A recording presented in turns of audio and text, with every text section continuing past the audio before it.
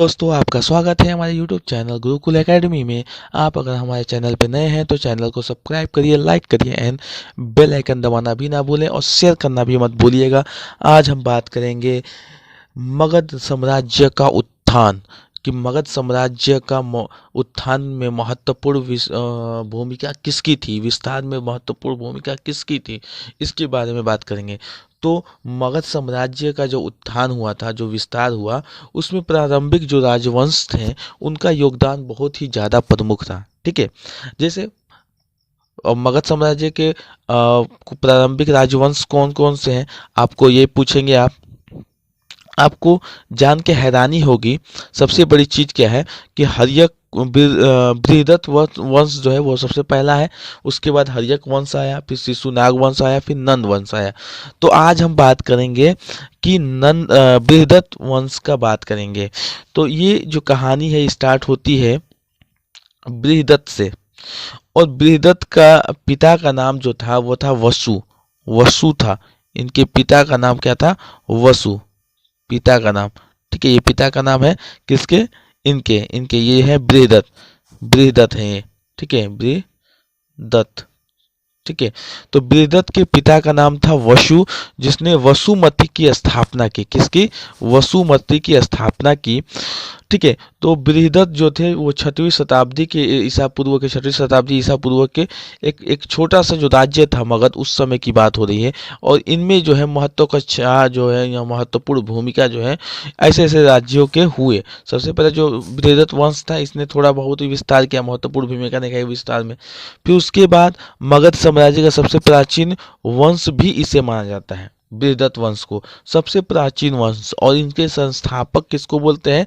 इनको बृहदत्त को बोलते हैं, बृहदत्त वंश का संस्थापक। ठीक है, उसके बाद इनके सबसे प्रतापी राजा का नाम जो था, मतलब प्रतापी कह रहे हैं, जो सबसे बेहतरीन, मतलब कि सबसे प्रतापी भी बोल सकते हैं और सबसे वो जो भी मतलब बोल सकते हैं उस समय की भाषा में, तो वो थे जरासंध, जो इनके पुत्र थे।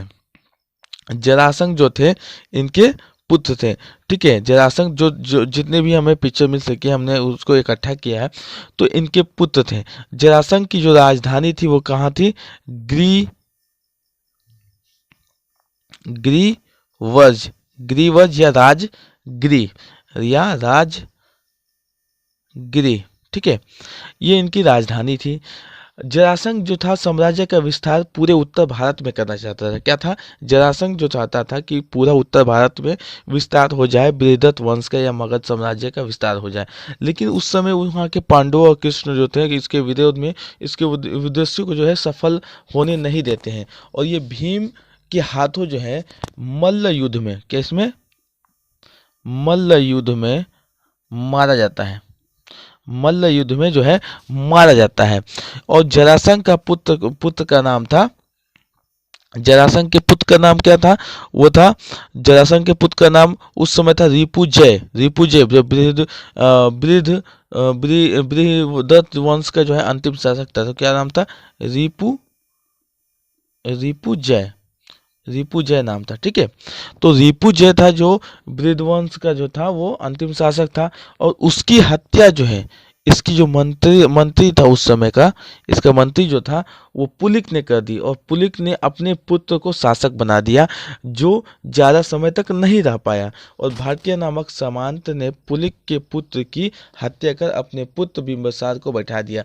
और यहीं से जो है हर्यक वंश की स्थापना होती है। तो भारतीय नामक सामंत ने पुलिक के पुत्र को तो कौन बैठाया था? भारतीय ने। तो भारतीय ने ही हर्यक वंश की स्थापना उस समय कर दी और उस समय बिंबिसार को बैठा दिया। तो यहीं से खत्म हो गया हमारा ये कहानी। ठीक है, तो ये जो बिंदुसार का था, ये हमें बृहदत्त का जो वंश था ये इतने ही तक था। बृहदत्त जो था 6वीं शताब्दी ये ईसा पूर्व का राजा था। ठीक है, तो ये अगर आपको हमारी वीडियो अच्छी लगी हो तो लाइक करिए, सब्सक्राइब करिए एंड